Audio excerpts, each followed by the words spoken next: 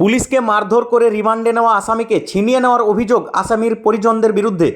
ঘটনাটি ঘটেছে মুর্শিদাবাদ জেলার ডোমকলের বিলাসপুর ঘাটপাড়া এলাকায়। জানা গেছে দিন কয়েক আগে ওই এলাকার শাহিন শেখ নামে এক ব্যক্তির বাড়িতে চুরির ঘটনা ঘটে।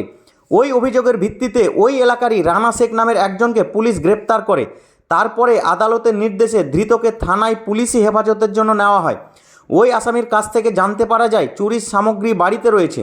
তারপর পুলিশ তাকে চুরি হওয়া সামগ্রী উদ্ধারের জন্য বাড়ি নিয়ে আসে।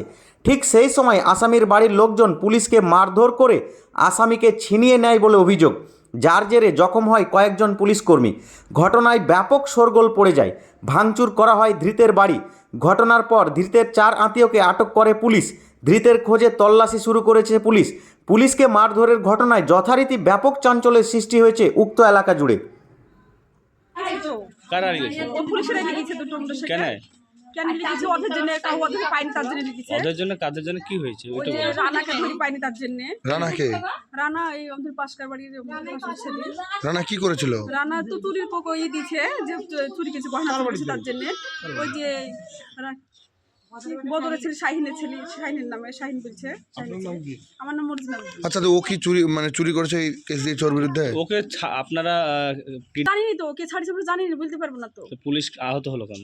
ও আহত হলো, ওখানে কাছে যে ভেঙেছে কি কিসে ভেঙেছে কি হাত কেটেছে আমরা বলতে পারবো না। যেটা দেখিনি সেটা কি করে বলবো বলে? সেটা তো আমরা দেখিনি, বাড়ির ভিতরে হয়েছে ওটা।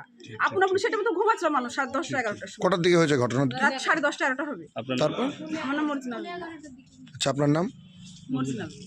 আমার বাড়িতে একটা আমি হাঁচছি, তাও আমি যদি বুঝে যাচ্ছি আমার বাড়িতে কেউ না, আপনি রাখেন আমার বাড়িতে ঢুকেছেন তা বুঝছি, তখন আমাকে পুলিশে বুদ্ধি কেটে গেছে।